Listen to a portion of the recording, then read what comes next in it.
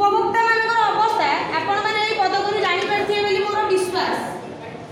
कारण वर्तमान केवल उपभोक्ता मानकू भंगा आईना ही देखौचंदी सब विदेशी कंपनी कोंतु बा आम देशीय कंपनी गुडी कहू हमर ए जो विषय रखा स्मार्ट उत्पाद तो मु प्रथमे एबे सबुठु चर्चार विषय होची कहा द्वारा उपभोक्ता माने आकर्षित होउछन।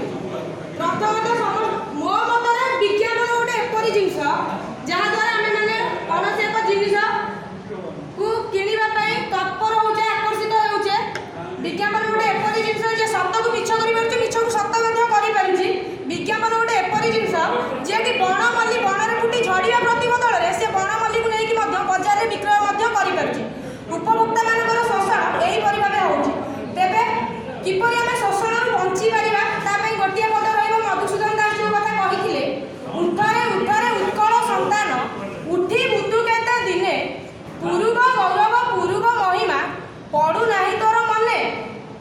तेणु करी आमे जो वर्तमान जो आमे जनसाधारण सोई पडुचे सोई जत कथा जे परि अछि नई पडिथिबो जति कि बळे विधाय मारिबो सेति कि बळे आमे माने जते आकर्षित होई जाउचे से सेते प्रलोभन देखाई हमकु शोषण करिबार लागि छथि। आपण माने देखंतु गोटे जिंस जदि बिक्री न होउची से ता सहित गोटे फ्री रे मिलियो बोली कहि दउछथि जा कर के आमे आकर्षित होई जाउचे। जो जिंसटी किनिला ना तार किछि मूल्य रहिला ना जोटा फ्री रे मिलला तार किछि मूल्य रहिला। डिजिटल सेवा कथा आमे जो आज आलोचना करछे वर्तमान इंटरनेट जुग समस्त हाथ में स्मार्टफोन रही। आमे गोटे अमेजन हो फ्लिपकार्ट हो बा जे कोनोसी साइट रो आमे मगौचे जिंस सेटा केते दूर ठीक बा केते प्रतिशत भलो जिंस बोली आमे कोन किछि अनुभव करि परछे कि मगैला परे जा जानुचे सेतिर हमर से आड़ी कि जो दब तार चार्जशीट कटिला आमे किनिबा पई हमर जति कि दर आमे 500 जगह रे 5000 दबा को बाध्य होचे भलो जिंस होइतो नेट रे मिलुचे बोली भावना मध्ये हम मन रहउची।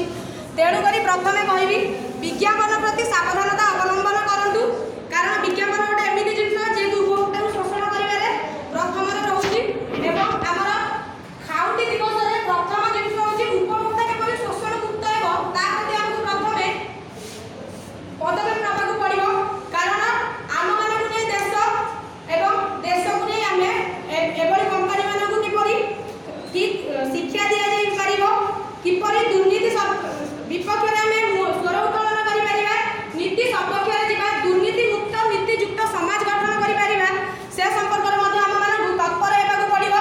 केवल आलोचना कले हबनी समाजर निम्न स्तर रु ऊपर स्तर पर्यंत सब स्तर रे हमकु युक्ति बाढिबाकु पड़िबो तर्क वितर्क मध्ये करिबाकु पड़िबो एवं गोटे जिंस समानता जो पर्यंत आम भीतर समानता न आछि से पर्यंत आम केवल अधिकार को पाई परिबानी। जो कथा गांधी कहिथिले जो दिन गोटे दरिद्र लोक को उच्च दर को नै निया जिवो एवं गोटे धनी लोक को दरिद्र रो समानता करा जिवो सेही दिन ही अर्थनीति रे समानता आसीबो। अर्थनीति रे समानता होची सबुठु बड़ कथा। हमकु शोषण करी हमर त अर्थनीति दुर्बल हो जाउची किंतु सेमान अर्थनीति सुदृढ़ हो जाउची। तेणु करी नीति युक्त दुर्नीति मुक्त समाज गठन करिबा विवेकानंद कहिथिले उत्तिष्ठत जाग्रत प्राप्य वरान क्रोधत अर्थात उठ जाग्रत हुआ से पर्यंत थकी जाओ नै जो पर्यंत लक्ष्य स्थल रे न पहुंचिछ। मोर लक्ष्य को केमि दुर्नीति मुक्त नीति युक्त समाज गठन करिबी किपरि सम्मान युक्त समाज गठन करिबी जोटी गोटे धनी लोक गरीब मध्ये तारतम्य रहबनी समान अधिकार रो अधिकारी होइतिबो जेउटी समस्त दुई बळे दुई मुठा खाइबाकू पाउथिबे जोटी समस्त पिंदिबाकू कपड़ा पाउथिबे केही रास्ता कड़े हाहाकार रड़ी छाड़ी नथिबो जो पद मु प्रथमे कहिली। तेणु करी उपभोक्ता माने सेही दिन खुशी रे रहि परिबे सेही दिन निजर अधिकार को पाई परिबे। जो दिन हमर जो विदेशी कंपनी बा देशी कंपनी गुडी को अछि जो दिन शोषण मुक्त भाबे उपभोक्ता मानकु तांकर सुलभ मूल्य रे जिंस पहुंचेबे बा हमर जो अंकल जो कथा कहले टोल गेट एरिया कथा सेगुडा भी गोटे प्रकार शोषण चलछि जनता को देखिबा को गले सेगुडी को भी बंद कर दिया जिबा दरकार एवं जेति